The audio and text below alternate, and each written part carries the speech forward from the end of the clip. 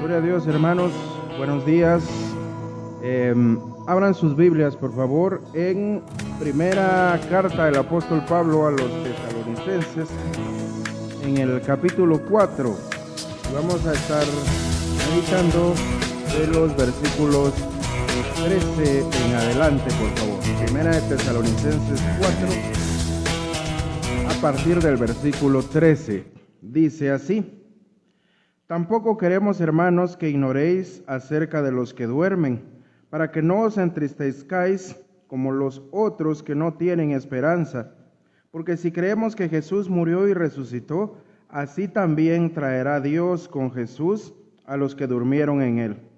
Por lo cual os decimos esto en palabra del Señor, que nosotros que vivimos, que habremos quedado hasta la venida del Señor, no precederemos a los que duermen, porque el Señor mismo, con voz de mando, con voz de arcángel y con trompeta de Dios, descenderá del cielo, y los muertos en Cristo resucitarán primero.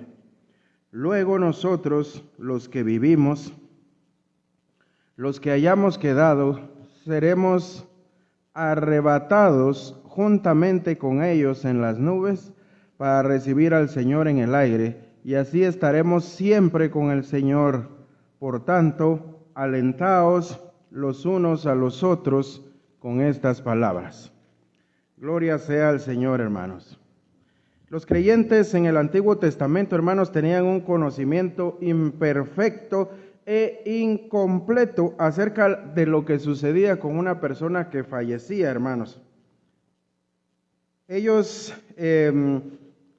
tenían la palabra Seol, y este era un término que se usaba en el Antiguo Testamento para describir el estado fuera del cuerpo, ¿verdad? Tanto de los creyentes como de los no creyentes. Amén. Creían que todos llegarían a morir, que aparentemente habría una gran resurrección al fin del mundo y luego el juicio final. Esto lo podemos ver reflejado en María, la hermana de Lázaro, cuando ella se dirigió a Jesús y le dijo estas palabras. Lo encontramos en Juan capítulo 11 y versículo 24. Ella le dijo: ya sé que Lázaro, ¿verdad?, resucitará en la resurrección en el último día. Ese era el conocimiento que tenían, era lo que creía el pueblo judío acerca de las personas que fallecían. Nuestro Salvador Jesucristo, como dice el apóstol Pablo en 2 de Timoteo capítulo 1 y versículo 10, sacó a la luz la vida y la inmortalidad por medio del Evangelio. Nuestro Señor Jesús viene a darnos luz acerca también de ese tema. Y posteriormente los apóstoles, especialmente el apóstol Pablo, nos van a aclarar más la revelación de Jesucristo acerca de lo que pasa con las personas después de que fallecen. Hermanos, ahora sabemos que lo que pasa con un creyente cuando éste fallece. Cuando un creyente fallece, hermanos, parte para estar con Cristo en el mismo momento de la muerte. Amén. La Biblia lo dice así. Filipenses capítulo 1 y versículo 21 al 23. Acompáñeme, por favor, y vamos a ver qué es lo que nos dice. Filipenses capítulo 1 y versículo 21 dice: porque para mí el vivir es Cristo y el morir es ganancia. Mas si el vivir en la carne resulta para mí en beneficio de la obra, no sé entonces qué escoger, porque de ambas cosas estoy puesto en estrecho, teniendo deseo de partir y estar con Cristo, lo cual es mucho mejor. Amén.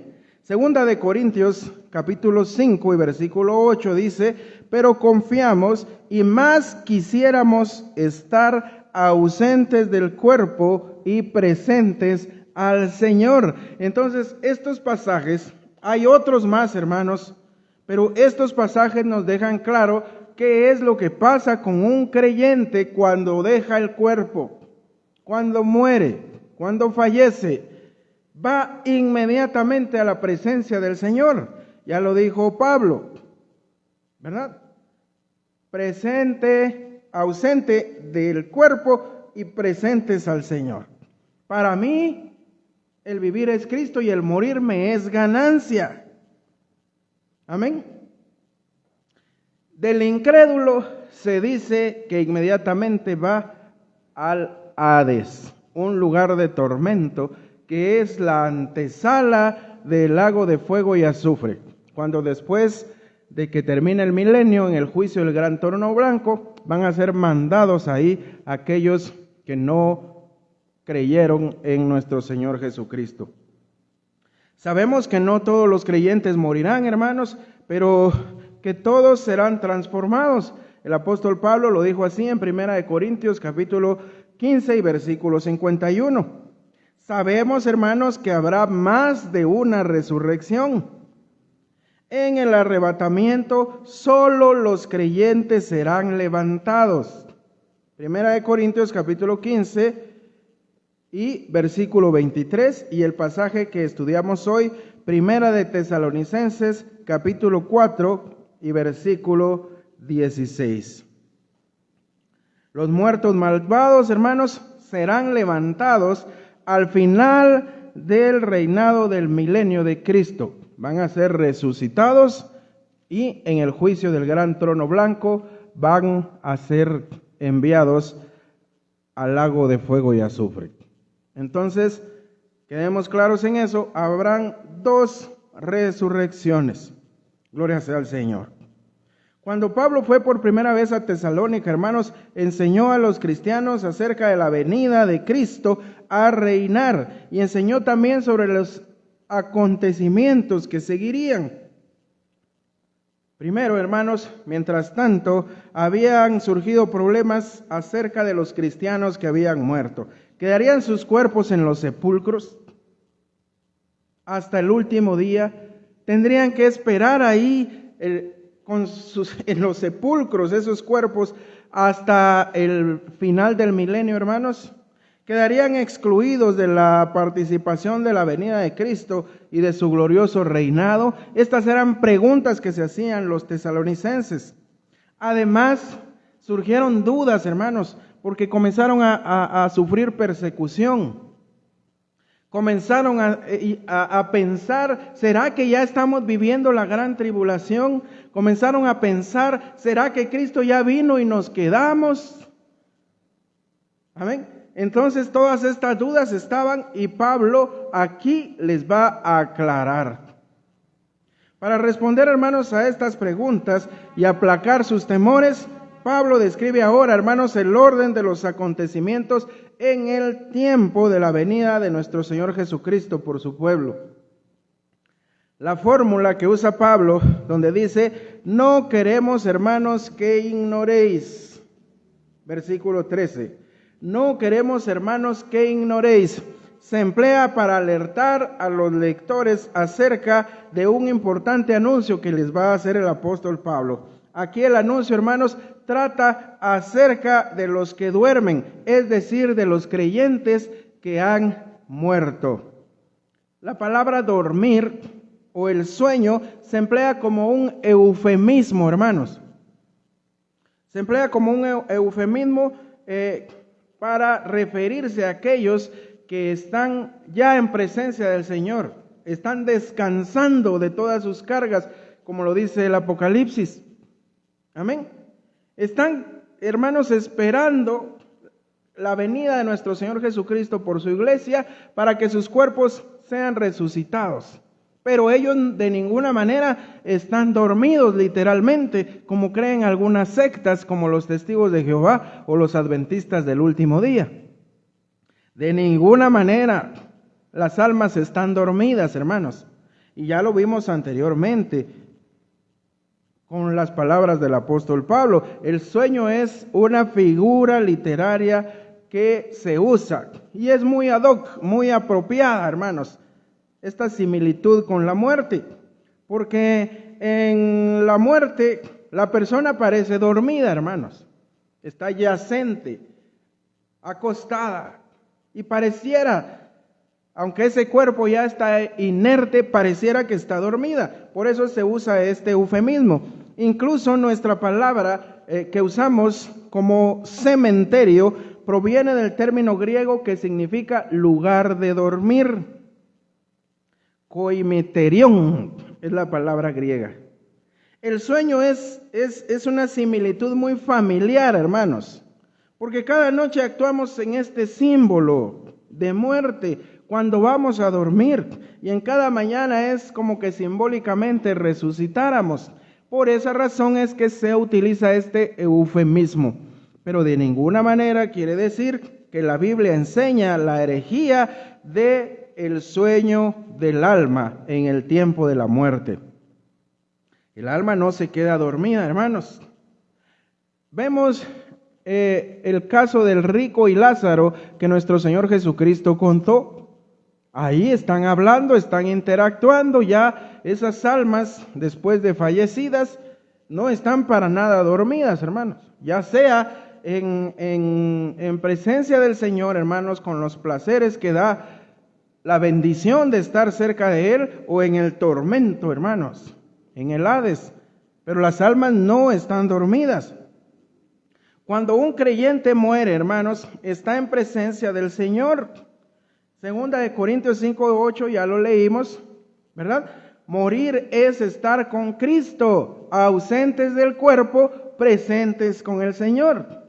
Y eso para nada deja ni siquiera entrever, hermanos, que el alma esté dormida. El apóstol Pablo dice: para mí el vivir es Cristo y el morir me es ganancia. ¿Cree usted que para el apóstol Pablo sería ganancia morir sabiendo que su alma iba a quedar dormida, hermanos? ¿Eso es ganancia? De ninguna manera eso se puede cumplir. De ninguna manera sería ganancia si el alma quedara dormida junto con el cuerpo. Tampoco enseña la Biblia, hermanos, ninguna aniquilación total. No hay disolución del ser en la muerte, hermanos.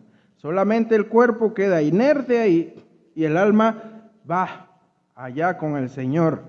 Y el alma de los que mueren sin Cristo va inmediatamente al tormento del Hades. No hay ningún lugar intermedio tampoco, hermanos, al cual vaya el alma y se le pueda sacar de ahí pagando misas, haciendo rezos, ¿verdad? Pagando misas con mariachi o cosas así. No, hermanos, tampoco. La Biblia no habla de nada de eso. El apóstol Pablo dice para el creyente: ausentes en el cuerpo, presentes con el Señor, ¿verdad? Morir y estar con Cristo, dice el apóstol Pablo. Así de claro. Entonces, hermanos, con respecto a aquellos santos que han muerto, el apóstol dice que no hay necesidad de tener un dolor desesperado. Al decir santos, me estoy refiriendo a todos los creyentes, a todos los apartados para Él.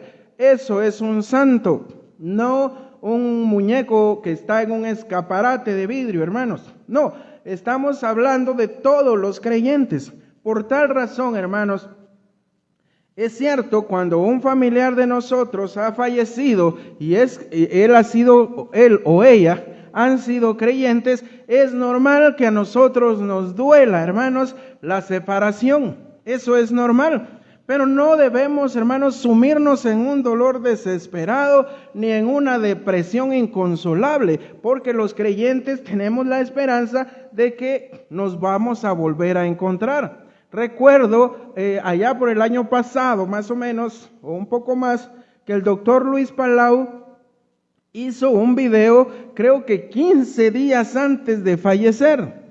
A él ya le habían diagnosticado cáncer terminal. Y verdaderamente me conmovió lo que el doctor Luis Palau, un hombre de Dios, dijo en ese video, hermanos.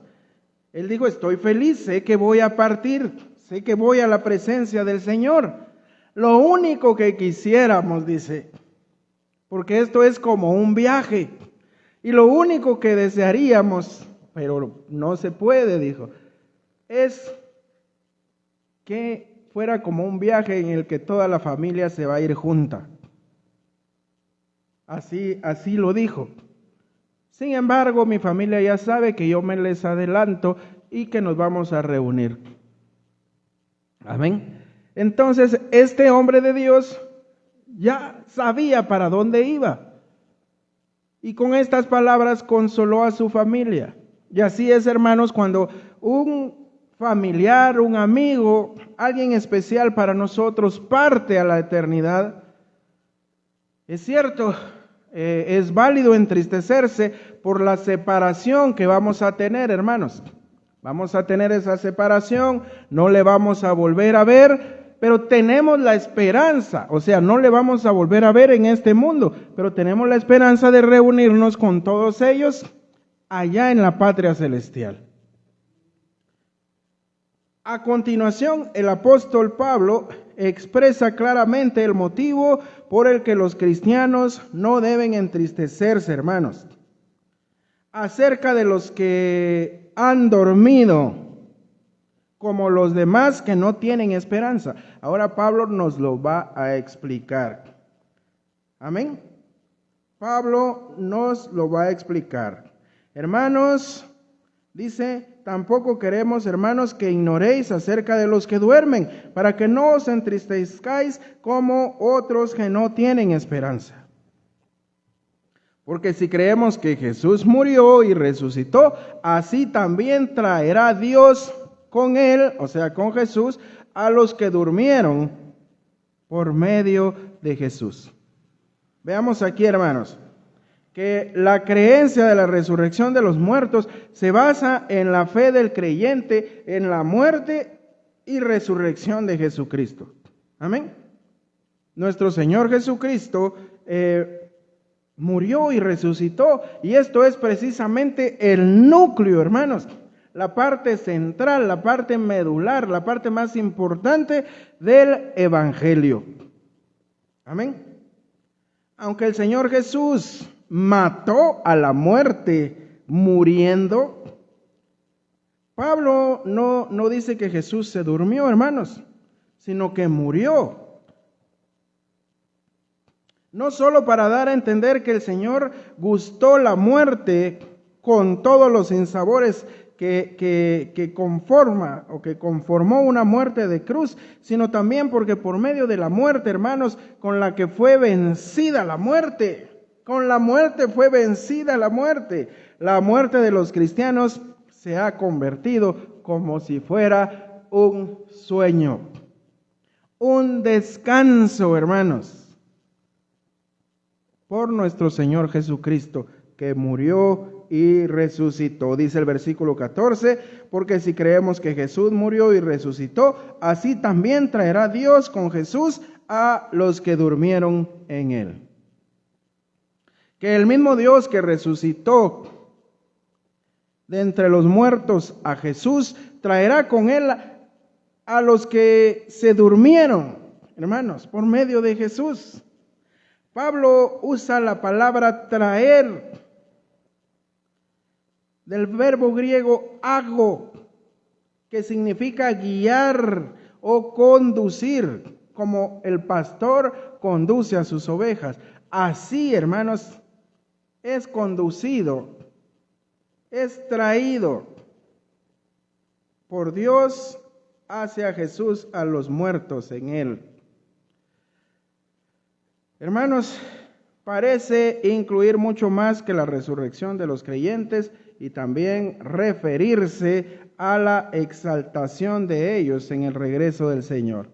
El apóstol Pablo no está hablando solo de que habrá una resurrección de todos los creyentes que ya fallecieron, sino que también va a haber una exaltación de ellos, hermanos, en el regreso del Señor.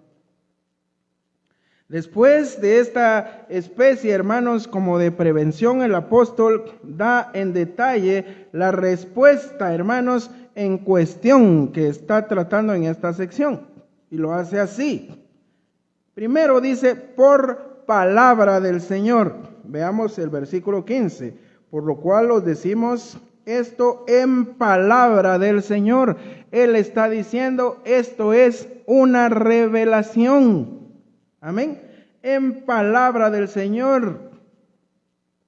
Hermanos, fíjese que el apóstol Pablo, allá en Hechos capítulo 20 y 35, dijo algo como, diciendo, atribuyéndole estas palabras a Jesucristo.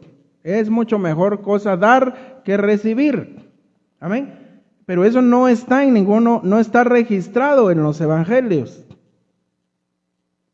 Pero el apóstol Pablo recibió más revelación directa del mismo Señor Jesucristo, hermanos.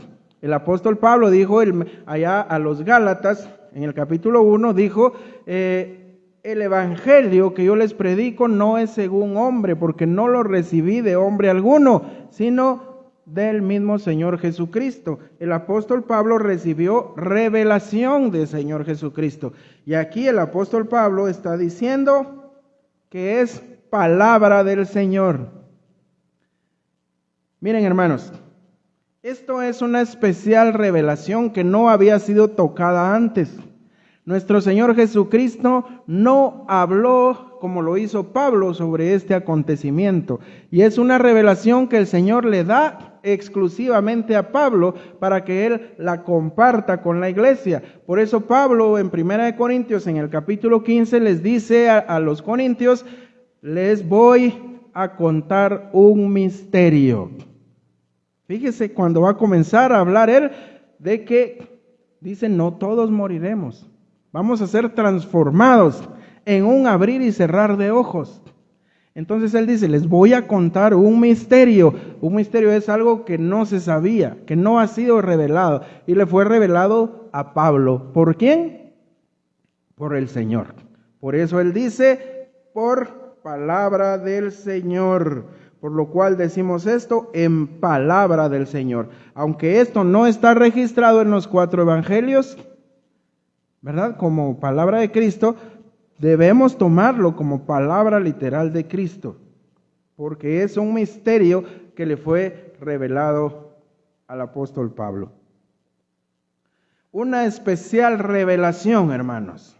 Revelaría un misterio el apóstol Pablo, que recibió directamente del Señor. Esta revelación, hermanos, le fue comunicada a Pablo en el orden en el que se habrían de realizar los acontecimientos que tienen que ver, hermanos, con el arrebatamiento de la iglesia, con la segunda venida del Señor, y que el apóstol describe del modo siguiente, hermanos.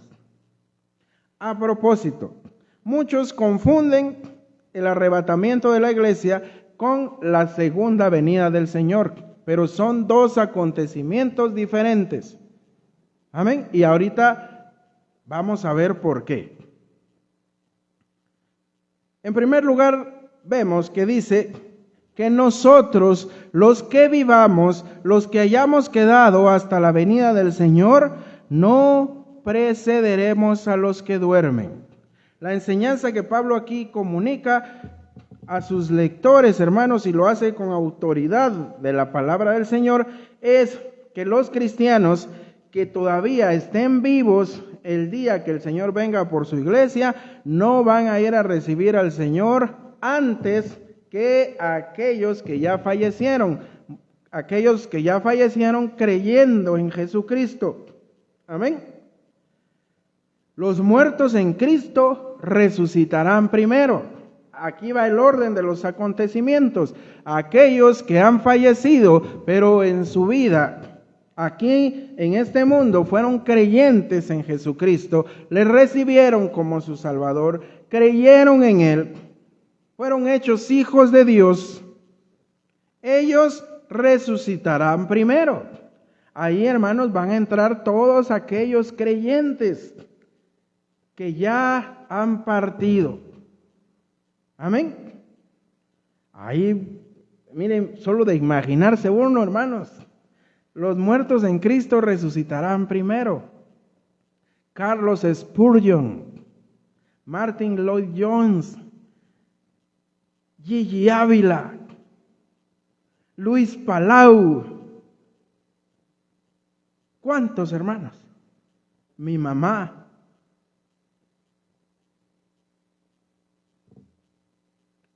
Mi papá. Todos aquellos que han muerto y creyeron en Jesucristo resucitarán, hermanos. Mire qué evento tan maravilloso. Los muertos en Cristo resucitarán primero.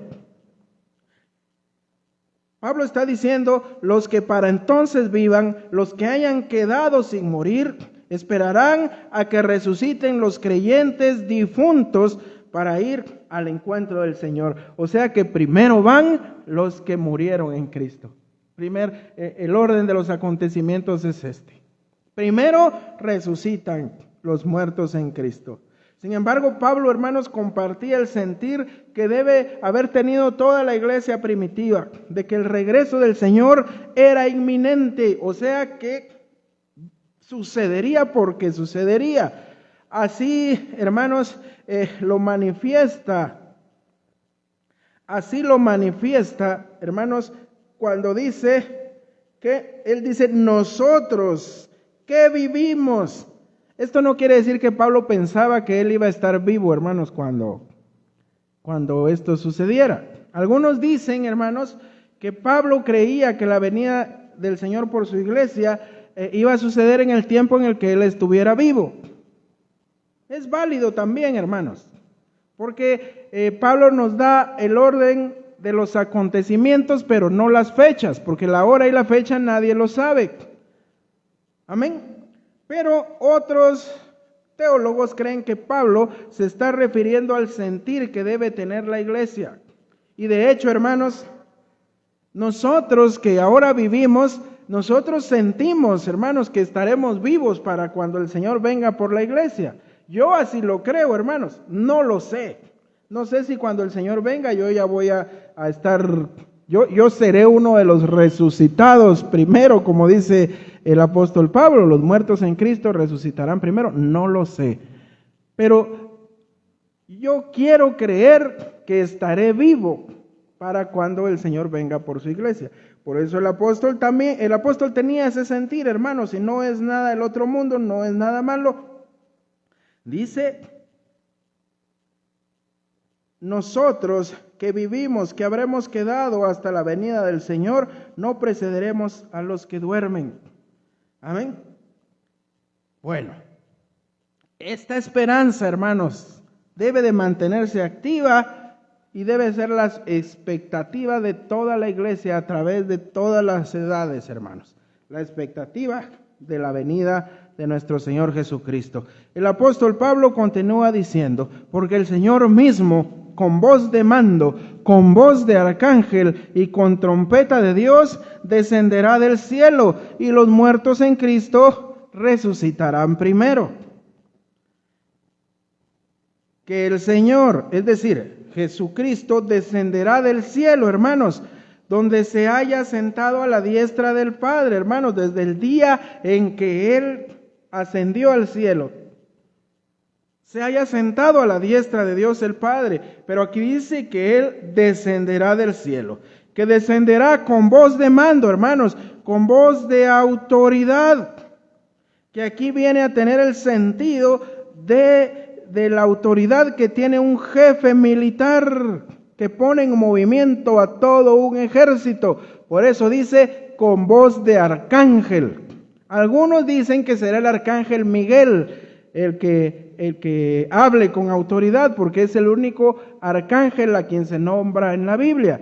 Pero lo que quiere decir, yo me inclino más por esta postura, que lo que nos quiere decir el apóstol es que el Señor Jesucristo vendrá con voz de autoridad, cual si fuera un jefe militar. Un arcángel es un general de los ejércitos de Dios. Amén. Esto es lo que quiere decir. Que descenderá con voz de arcángel. Amén. Que descenderá con trompeta de Dios, lo cual es una referencia inequívoca a 1 Corintios capítulo 15, 52.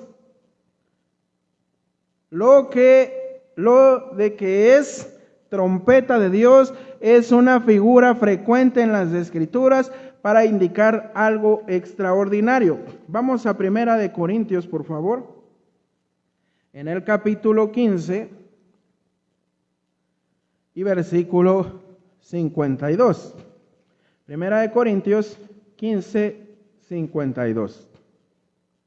Dice la palabra del Señor: en un momento, en un abrir y cerrar de ojos, a la final trompeta, porque se tocará la trompeta, y los muertos serán resucitados incorruptibles, y nosotros seremos transformados, dice el apóstol Pablo. Amén. Fíjese que aquí algunos confunden esta trompeta con las trompetas del Apocalipsis, ¿verdad? Pero las trompetas, y basados en esto, dice, ya vio, ahí va a sonar la final trompeta, pero las trompetas del Apocalipsis son trompetas de juicio. Y aquí no hay mencionado juicio para nada, hermanos. Todo lo que leemos son cosas buenas. No hay juicio. Amén.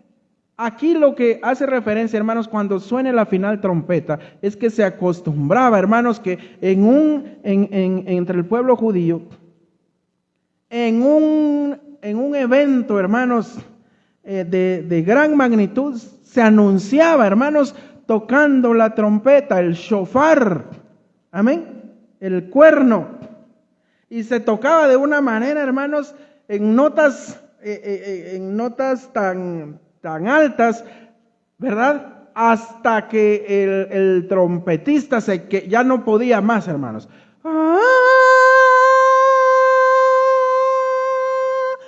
Entonces, eso es lo que quiere decir. No tiene nada que ver con las trompetas del Apocalipsis. Porque algunos confunden esto y se basan en eso para decir que la iglesia va a pasar por la gran tribulación. Pero no es así, hermanos. Descenderá con trompeta de Dios. Siguiente evento, que los muertos en Cristo resucitarán primero. Al decir en Cristo, el apóstol especifica que tal resurrección es propia de los que han sido salvos por la fe en Jesucristo, de los que han recibido al Espíritu Santo. Sabemos, hermanos, que al Espíritu Santo se le recibe en el momento que creemos, como lo dice el apóstol Pablo. Hemos sido sellados con el Espíritu de la promesa cuando creímos. O sea, todos los creyentes, a eso se refiere cuando dice los muertos en Cristo. Tampoco puede pasarse por alto, hermanos, que en el Antiguo Testamento se coloca la resurrección de los santos de Israel del Antiguo Testamento después de la gran tribulación. Daniel 12, 1 al 3. O sea que los santos del Antiguo Testamento van a resucitar, no van a resucitar aquí, resucitarán después de la gran tribulación. O sea, 7 años después de la resurrección de los muertos en Cristo. De aquellos que han muerto, hermanos, desde nuestro Señor Jesucristo hasta acá. Por supuesto que hayan sido creyentes. No se habla para nada de resurrección de impíos. Tome en cuenta ese dato. No se habla de resurrección de no creyentes. No así en el juicio del gran trono blanco. Ahí dice que van a resucitar todos. Amén. Todos. Porque a los no creyentes también se les va a resucitar y se les dará un cuerpo glorificado para que resista una eternidad de tormento en el infierno. Pero aquí no nos menciona ninguna resurrección de no creyentes, tampoco menciona nada de juicio. Amén. Continúa diciendo el apóstol: luego nosotros, los que vivamos, los que hayamos quedado, seremos arrebatados juntamente con ellos en las nubes para salir al encuentro del Señor en el aire, y así estaremos siempre con el Señor. Hermanos, aquí tenemos expresamente profetizado el arrebatamiento de los creyentes, tanto de los que hayan muerto y resucitado, y resuciten entonces, como de los que estén vivos, hermanos. Amén. todos, ambos grupos, seremos transformados, como dice Primera de Corintios capítulo 15 en el versículo 51, en el versículo 52. En un momento, en un abrir y cerrar de ojos, a la final trompeta, porque se tocará trompeta, y los muertos serán resucitados incorruptibles, y nosotros seremos transformados. ¿En cuánto va a demorar eso? Va a demorar lo que me tardo en abrir y cerrar los ojos. Será instantáneo, hermanos. Los cuerpos de todos los muertos en Cristo van a ser resucitados incorruptibles, transformados, hermanos. O sea, no deteriorados por los efectos de la putrefacción de los cuerpos muertos. No, incorruptibles, intactos, vigorosos. Así serán resucitados y cuerpos glorificados. Y los que estemos vivos, hermanos, también. Si el Señor quiere que estemos vivos cuando eso pase. Si no, pues también, hermanos, seremos transformados con cuerpos glorificados, similares al de nuestro Señor Jesucristo después de resucitado. Amén. Gloria sea al Señor. Dice que el encuentro se realizará en el aire, no en la tierra. Aquí, hermanos, es donde también muchos se confunden. La venida del Señor en el juicio de las naciones, el Señor sí vendrá. Al final de la tribulación, Él vendrá aquí a la tierra. Amén. Lo cual, mire, hermanos, dice que nosotros le iremos a recibir en el aire. Él no va a tocar tierra, lo cual se distingue claramente de su regreso a tierra, según se había anunciado ya en Zacarías 14:4 y en Mateo 24:29 y en Apocalipsis 19:11 y 16. Nótese, hermano, también, hermana, que las afirmaciones de Pablo son de carácter general, es decir, todos los creyentes en Cristo, todos, muertos o vivos, tendrán parte en dicho arrebatamiento. El cuerpo de Cristo no puede entrar mutilado, hermanos, al cielo, porque algunos dicen que una parte de la iglesia se va a quedar en la tribulación y otra se va a ir. Pero, y la parte que se quede será según cómo se hayan portado. Pero aquí estaríamos hablando, hermanos, de un arrebatamiento parcial. Esto pone en peligro, hermanos, la doctrina bíblica de la justificación por la sola fe, porque si no estaríamos diciendo que por obras, ¿verdad?, unos se van a salvar primero y otros después. Aquí habla de un arrebatamiento total de todos los creyentes, vivos y muertos, los cuales serán resucitados. Arrebatados tras la resurrección de los muertos, el espíritu de cada uno de ellos que ya había estado con el Señor, hermanos, volverá y se unirá para siempre a su nuevo cuerpo resucitado y glorificado, como lo dice en Primera de Corintios, hermanos, capítulo 15, a partir del versículo 35. Pero dice: pero dirá alguno, ¿cómo resucitarán los muertos? ¿Con qué cuerpo vendrán? Necio, dice el apóstol Pablo, lo que tú siembras no se vivifica si no muere antes. Y ahí el apóstol lo explica, hermanos. Los cuerpos de la gente fallecida resucitarán y se unirán a su espíritu que había estado con Cristo, hermanos.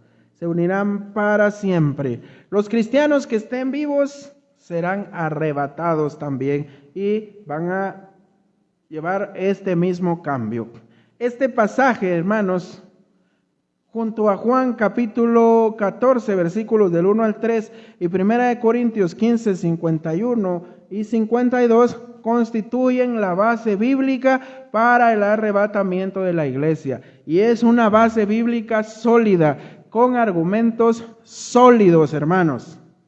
Nuestro Señor Jesucristo dijo, allá en Juan 14:1, no se turbe vuestro corazón, creéis en Dios, creed también en mí.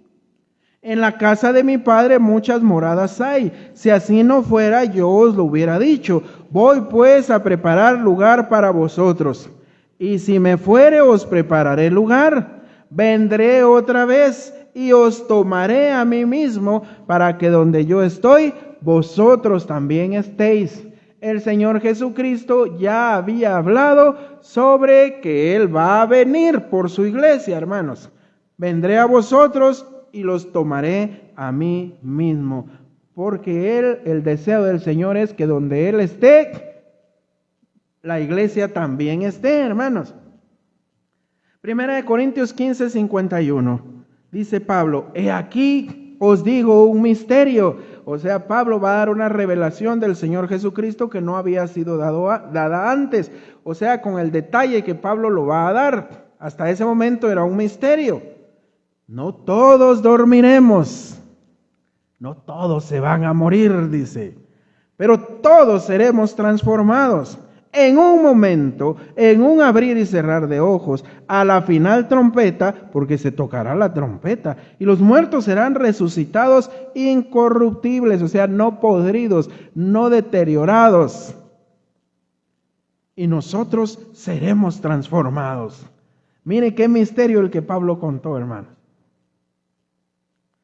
El tiempo del arrebatamiento no se puede determinar en forma concluyente, hermanos, a partir del pasaje de Primera de Tesalonicenses, capítulo 4, versículos del 13 al 18. No se puede concluir a partir solo de ese pasaje, pero afortunadamente, hermanos, la Escritura nos da otros pasajes, a partir de los cuales tenemos más luz acerca de este tema y podemos comprobar, hermanos. Amén. Ya leímos Juan 14:3, donde dice, y si me fuere, os prepararé lugar, y vendré otra vez, y os tomaré a mí mismo, para que donde yo estoy, vosotros también estéis. El Señor dice que se va a ir, pero vendrá nuevamente a tomar a su iglesia. Apocalipsis 3:10, dice, hablando a una de las 7 iglesias, a la iglesia fiel, hermanos, dice, por cuanto has guardado la palabra de mi paciencia, yo también te guardaré de la hora de la prueba. El Señor está diciendo, hermanos, que va a guardar a su iglesia de la hora de la prueba. Y esta prueba dice que ha de venir sobre el mundo entero para probar a los que moran sobre la tierra. Amén. La gente en la iglesia de Tesalónica creían que ya estaban en la tribulación, pero ese era un periodo de prueba, de persecución para la iglesia, hermanos. Pero aquí el Señor en Apocalipsis 3:10 está diciendo que va a ser probada la humanidad entera. Y está diciendo que va a guardar a la iglesia, hermanos. Primera de Tesalonicenses capítulo 1 y versículo 9 y 10 nos dice, porque ellos mismos cuentan de nosotros la manera en que nos recibisteis y cómo os convertisteis de los ídolos a Dios, para servir al Dios vivo y verdadero, y esperar de los cielos a su Hijo, al cual resucitó de los muertos, a Jesús, quien nos libra de la ira venidera. ¿De qué ira venidera nos va a librar el Señor Jesucristo a la iglesia?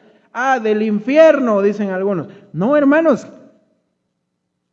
La ira del infierno, de Dios, que se manifiesta en el infierno, de esa el creyente ha sido librado en el momento de haber creído en Cristo. O sea, de ahí ya fue librado. ¿Cuál es la ira venidera, hermanos? El apóstol Pablo está hablando de la gran tribulación, ¿verdad? Lo mismo que el apóstol Juan dijo que sería el periodo de la prueba que va a venir sobre el mundo entero. Entonces, hermanos, la ira venidera, el periodo de la historia, hermanos, de la historia en el calendario de Dios, en el que Él descargará toda su ira sobre esta humanidad pecadora, es la gran tribulación, hermanos. Y aquí dice que seremos librados de la ira venidera. Por eso nosotros creemos, hermanos, como evangélicos bautistas, que la iglesia será arrebatada antes de la gran tribulación. La iglesia será llevada antes de que el Señor descargue su ira sobre esta humanidad pecadora. Y es que sabe una cosa, hermano, hermana, la ira de Dios, hermanos, va a ser desatada sobre este mundo. El nivel de pecado, hermanos, ha llegado a tal que lo único que falta, hermanos, es que Dios diga hasta aquí. Pero podemos ver a través de la Escritura que el Señor, cuando ha descargado su ira, hermanos, siempre ha sacado al remanente que Él tiene. Cuando Dios destruyó las ciudades de Sodoma y Gomorra, el Señor sacó a Lot y a su familia, hermanos. Amén. Cuando el Señor destruyó la humanidad, hermanos, destruyó este mundo, lanzó su ira sobre esta tierra por medio del diluvio, el Señor sacó a su remanente, a Noé y a su familia. Amén.